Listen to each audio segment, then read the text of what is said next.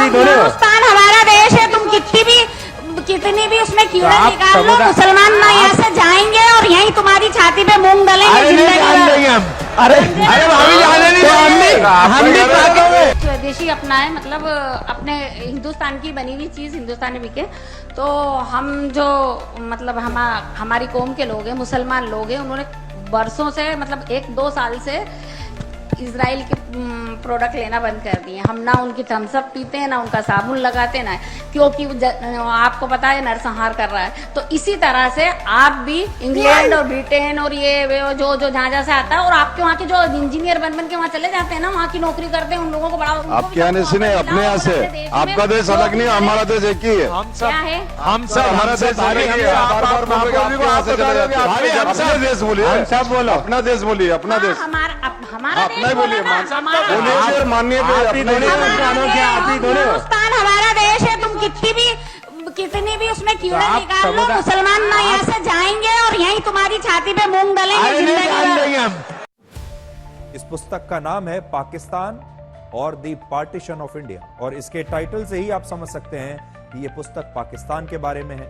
यह पुस्तक पार्टीशन, भारत के विभाजन के बारे में है, और जाहिर है यह पुस्तक भारत के मुसलमानों के बारे में भी है। और यह पुस्तक उन्होंने आजादी से लगभग 3-4 साल पहले वर्ष 1945 में लिख दी थी। डॉक्टर अंबेडकर ने जब ये किताब लिखी तो इसमें उन्होंने ये बताया कि वो भारत के मुसलमानों के बारे में क्या सोचते हैं। अब देखिए, डॉक्टर अंबेडकर भारत के समाज के बारे में क्या सोचते थे, दलितों के बारे में क्या सोचते थे, पिछड़ी जातियों के बारे में क्या सोचते थे, संविधान के बारे में क्या सोचते थे, ये सब तो आपको बताया गया। लेकिन वो मुसलमानों के बारे में क्या सोचते थे, भारत के पार्टीशन के बारे में क्या सोचते थे, ये कोई आपको नहीं बताता, बल्कि वो ये खुद बताना चाहते थे। और इसीलिए तो उन्होंने ये किताब लिखी।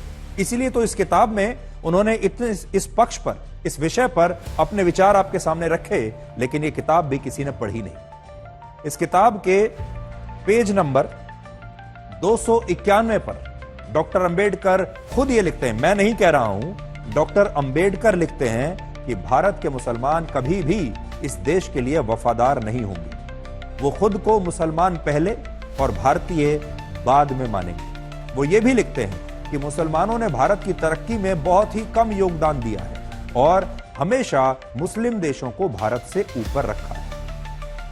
इसी पुस्तक के पेज नंबर 325 पर लिखा है कि इस्लाम धर्म में भाईचारा सिर्फ मुसलमानों के लिए होता है। एक मुसलमान सिर्फ दूसरे मुसलमान का हित देखता है और वो किसी गैर मुसलमान से कोई भाईचारा नहीं निभाता। इस्लाम धर्म की प्रकृति ऐसी है कि ये कभी भी एक सच्चे मुसलमान को भारत को अपनी मातृभूमि मानने की इजाजत नहीं देगा। जो सच्चा मुसलमान होगा वो कभी न तो भारत को अपनी मातृभूमि मानेगा और न ही हिंदुओं को अपना भाई मानेगा। हमारे देश के जो नेता ये कहते हैं कि प्रधानमंत्री मोदी ने इस देश में हिंदू और मुसलमानों के भाईचारे को खत्म कर दिया है, जब से बीजेपी की सरकार आई है तब से ये भाईचारा खत्म हो गया है, उन तमाम नेताओं को आज डॉक्टर अंबेडकर की ये पुस्तक पढ़नी चाहिए, जिसमें वो ये खुद लिख रहे हैं कि मुसलमान हिंदुओं से कभी भी भाईचारा नहीं निभाएंगे, क्योंकि इस्लाम धर्म के भाईचारे में हिंदुओं के लिए कोई स्थान नहीं। और इसी पुस्तक के पेज नंबर 289 पर उन्होंने लिखा है कि भारत के मुसलमान कभी भी इस देश के लिए ईमानदार नहीं रहेंगे, क्योंकि वो भारत को दारुल हर्ब मानते हैं, न कि दारुल इस्लाम। दारुल इस्लाम का मतलब होता है इस्लाम का घर, और दारुल हर्ब का मतलब होता है युद्ध का घर। और मुसलमान भारत को इस्लाम का घर नहीं, युद्ध का घर मानते हैं। डॉक्टर अंबेडकर इसमें यह भी लिखते हैं कि भारत के मुसलमान समय आने पर न सिर्फ जिहाद की घोषणा कर सकते हैं, बल्कि उसकी सफलता के लिए विदेशी इस्लामिक ताकतों से मदद भी ले सकते हैं। अब आप सोचिए, डॉक्टर अंबेडकर उस समय 1945 में ही कितने सही थे। वो समझ गए थे। और आज आप देख लीजिए, जिहाद के नाम पर, आतंकवाद के नाम पर आज हमारे देश में पाकिस्तान से आतंकवादी आ रहे हैं, दूसरे देशों से मदद आ रही है, और ये सब कुछ हो रहा है। ये सारी बातें डॉक्टर अंबेडकर ने खुद अपनी पुस्तक में लिख दी थी, लेकिन आज उन्हीं का नाम लेकर हमारे देश के नेता मुसलमानों के वोटों की राजनीति करते हैं। आपको थोड़ा पढ़कर भी बता देता हूं कि उन्होंने क्या क्या लिखा है, उन्हीं की भाषा में उन्हें कोट कर रहा हूं। Page number 289। भारत चाहे मुस्लिम शासन के अधीन ना हो, लेकिन भारत के मुसलमान भारत को दारुल हर्ब मानते हैं, ना कि दारुल इस्लाम। भारत के मुसलमान सिर्फ जिहाद की घोषणा ही नहीं कर सकते, बल्कि उसकी सफलता के लिए विदेशी इस्लामिक ताकतों की मदद भी ले सकते हैं। अगर विदेशी मुस्लिम ताकतें जिहाद की घोषणा करना चाहती हैं तो इसमें उनकी सहायता भी कर सकते हैं। और इसीलिए आपने देखा होगा कि बहुत बार ISIS के लिए लड़ने के लिए हमारे देश के भी कुछ लोग ISIS में जाकर शामिल हो गए।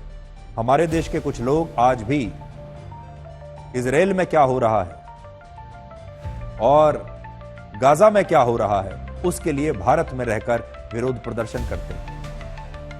फिर इसमें लिखा है पेज नंबर 325 पर, इस्लाम धर्म एक बंद खिड़की की तरह है जो मुसलमानों और गैर मुसलमानों के बीच भेद करता है। इस्लाम धर्म में जिस भाईचारे की बात कही गई है वो भाईचारा मानवता का भाईचारा नहीं, बल्कि उसका मतलब सिर्फ मुसलमानों से भाईचारे से। मुसलमानों के भाईचारे का फायदा सिर्फ उनके अपने लोगों को मिलता है, और जो गैर मुस्लिम यानी हिंदू हैं उनके लिए इस्लाम में सिर्फ घृणा और शत्रुता ही बची है। मुसलमानों की वफादारी उस देश के लिए नहीं होती जहां रहते हैं, बल्कि उनकी वफादारी अपने धर्म के लिए होती है जिसका वो पालन करते हैं।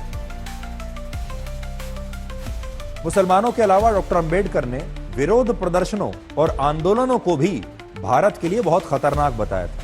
उन्होंने कहा था कि अगर देश के लोगों ने सत्याग्रह और असहयोग जैसे पारंपरिक आंदोलनों की जिद नहीं छोड़ी तो देश का संविधान किसी काम का नहीं रहेगा। लेकिन आज इसी देश में डॉक्टर अंबेडकर के बनाए गए संविधान के नाम पर सड़कों को बंधक बना लिया जाता है, सड़कें जैम कर दी जाती हैं, आंदोलन किए जाते हैं और बड़े बड़े विरोध प्रदर्शन किए जाते हैं। डॉक्टर अंबेडकर नेताओं की प्रतिमा लगाकर उन्हें स्मरण करने के भी बड़े खिलाफ थे, लेकिन भारत के नेताओं ने इसी देश में अंबेडकर की ही हजारों मूर्तियां, प्रतिमाएं बनवा दी और उनके नाम पर आज चुनाव में खुलेआम वोट मांगे जाते हैं।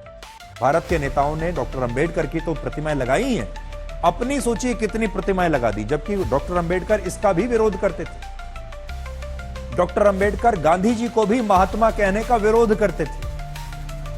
एक इंटरव्यू में उन्होंने कहा था कि उन्होंने गांधी जी के दिल में झांक कर देखा है, जिससे उन्हें यह समझ में आया कि गांधी जी का बाहरी आचरण बिल्कुल अलग है और उन्होंने महात्मा होने का एक चोला ऊपर से ओढ़ा हुआ है, लेकिन वो असल में महात्मा कहीं से भी नहीं है। ये उनके विचार थे महात्मा गांधी के बारे में।